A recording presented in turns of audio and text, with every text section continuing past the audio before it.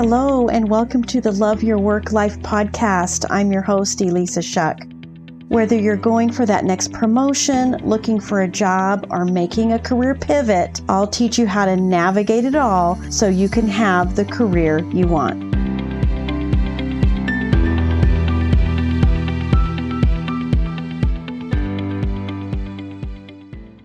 This is episode 70. There's various people that I listen to, people who speak into my life and people who kind of make me think. And because I'm a career coach, all of those things translate into how can I help my clients with this? How does this apply to a job search? How does this apply to a career?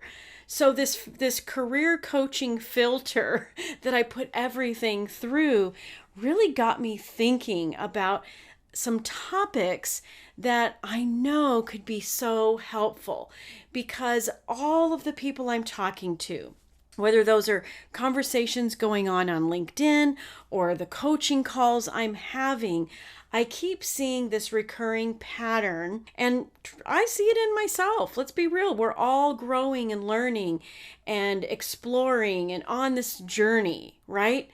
So a few things that keep occurring to me, and that's why I titled this week's episode, You Must Ask Yourself, because we are constantly telling ourselves something. Sometimes what we're telling ourselves is good. Sometimes what we're telling ourselves is not so great, especially if it's preventing you from doing the things that you want to do.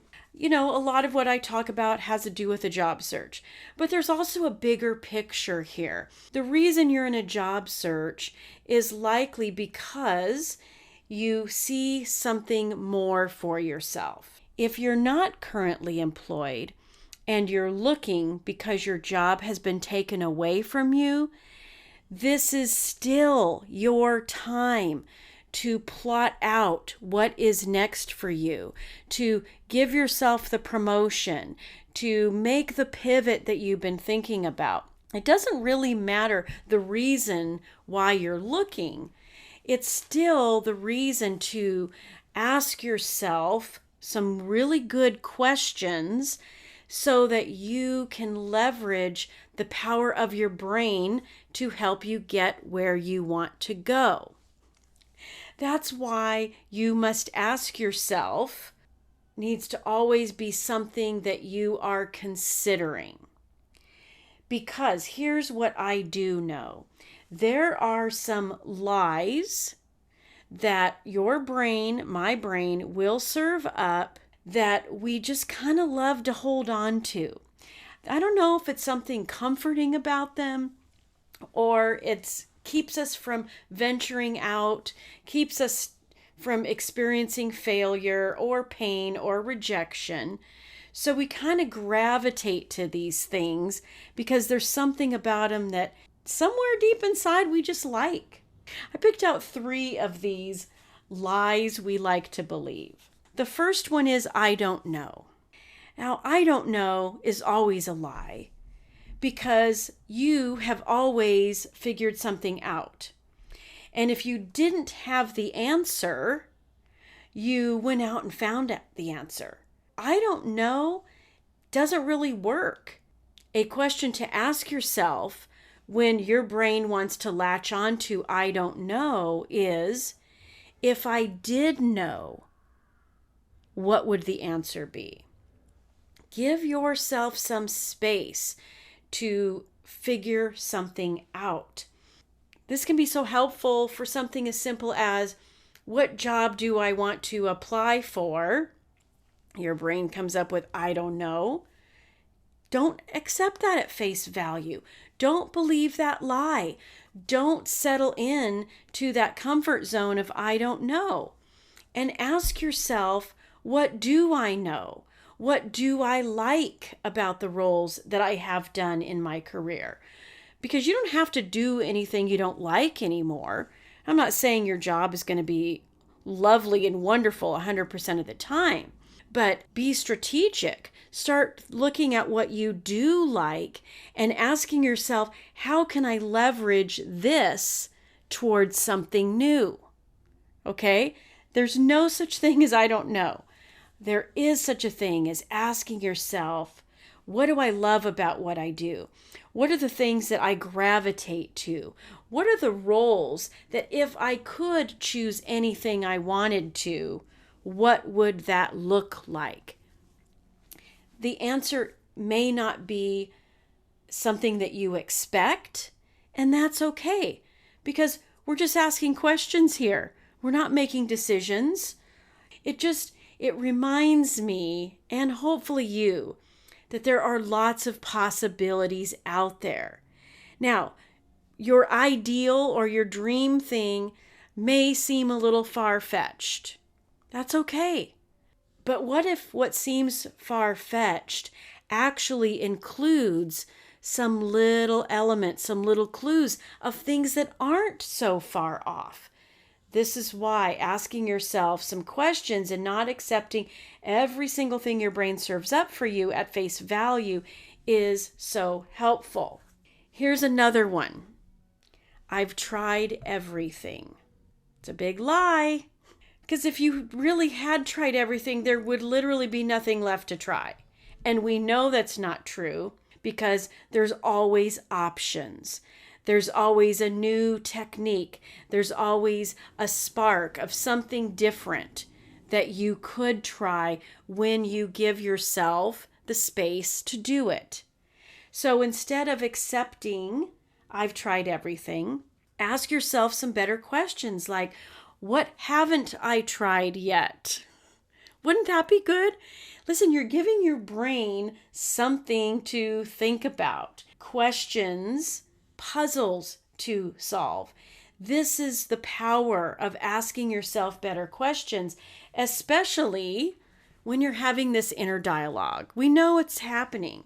So you don't have to accept that thought. You can challenge that thought. What haven't I tried yet? What is a new way I could tackle this problem? How could I change up what I'm doing? Notice the open-ended nature of these questions, because that's what's going to get your brain percolating in there and giving you something better to chew on. Our brains love solving problems. When you have this fixed mindset that things just are what they are, instead of a growth mindset of what if there was an answer to this, what if there was something else I could do, that's when you're going to really leverage the power of asking questions for yourself. Here's the third one. Nothing's happening. That's a biggie. That's a biggie in a job search. When you think nothing's happening, that's exactly what you see. That's exactly the results you get. But is that actually true? Probably not. Because you don't have visibility to every little thing. There could be a whole lot going on behind the scenes with the recruiter, with the hiring manager, all the people that are involved. You're just not privy to what that looks like. So telling yourself nothing's happening isn't helpful. It gets you feeling stuck. That's for sure. Then oftentimes the result is the follow-up thought, what's the use? It's not working anyway. Oh, there's another one. It's not working. Not true. You actually have a lot that's out of your control, and projecting this idea that it's not happening and nothing's working is only a thought. It is not reality. It is the thought that you're projecting. And what's fascinating about this is projection can happen onto other people or situations, right? We are always putting ourselves out there in accordance with what is going on inside of us. Self-doubt projects self-doubt. Imposter syndrome projects, no one's going to believe me that I can do this job. When you project defeat, you will experience defeat. This is a universal truth. When you are projecting something, it's not just you projecting your inner reality onto other people and circumstances.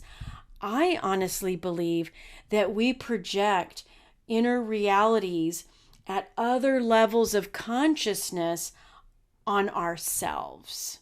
It's kind of mind-boggling, actually, because there is a level in you that does believe in what's possible. There is a little piece of you that is ready for that promotion, that's ready for that stretch, that at least for a moment, when you see the job post and you think, oh my gosh, I could totally do that. But then what happens? Your brain starts looking for evidence of what isn't going to work. Oh yeah, but I don't have this and I don't have that. That little moment of, yes, this is possible, gets immediately overshadowed with the projection of some of the things inside of you that don't serve you. And these thoughts can stop you dead in your tracks. The I don't know, the I've tried everything, that nothing's happening or it's not working kinds of thoughts, because you're projecting some inner self onto another level of inner self that does not serve you. And it's up to you to identify it, call it out, and ask yourself better questions. It's on you. Occasionally there will be some validation from someone else. Wonderful. But that's fleeting. And I'm telling you, even if you get it from someone else, you'll probably start to argue with that too. Yeah, but they know me too well. Or yeah, but they were a great manager. We got along so well. I'll probably never have that again with someone else. Be a curious and compassionate witness to your brain. And the way you do that is by asking questions that call out the lies. Be that compassionate person to yourself.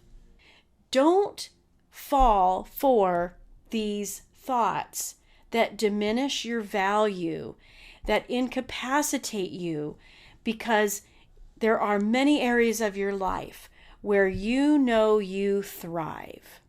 And those behaviors travel with you. Whatever caused you to thrive in your last role is available to you right now. So next time you hear these lies that you're telling yourself, I want you to instead ask yourself some better questions. And I also want you to ask yourself, how would I want to show up in this situation? So when it comes to an interview, I want to show up as someone who is clear and concise, a stellar communicator. I want to show up as poised and confident and having it all together. When you start giving yourself permission to show up like that kind of person, to actually just decide, put on the mind, the attitude, and the presence of that person, a person who you actually already are, but this next move in your career has you grappling with that a little bit. That's okay. That just means you're in the game. That's just us grappling with uncertainty, and that is totally fine. The difference is when you indulge in it, that's what will prevent you from moving forward. So if you find yourself lying to yourself, I doubt you would accept that for very long from anyone else. Don't accept it from yourself either. Ask better questions. Get creative. Stop believing the lies so that you can create the result you want in the next moment, in the next hour, during the day, the week, and over the course of your career. Because you always know what's next.